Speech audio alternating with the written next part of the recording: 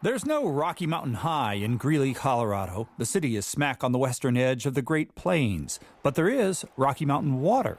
That watershed is the main source of our drinking water. But two huge fires in 2020 scorched those areas. The city was about 40 miles away from the nearest flames, but ash washed into the rivers from which Greeley gets its water. And when that ash gets in these ponds, it doesn't settle out, and we can't treat it. So we have to shut off our intake.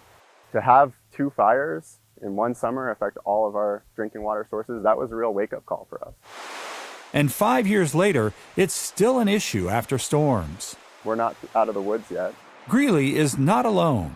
A lot of areas, particularly in the western U.S., are quite vulnerable to these fires. And so water providers will probably need to be thinking about having multiple sources of water. Which is what Greeley has decided to do.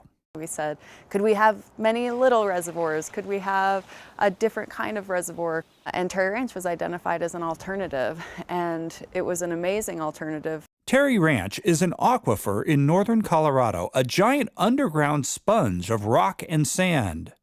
Before the fires, Greeley was planning to expand the biggest of its 6 reservoirs, but even then, it would hold less than 5% of what the aquifer banks. It's big. It's very, very big. When the rivers are sending down extra water from the mountains, this pipeline under construction will send it up to the aquifer for storage.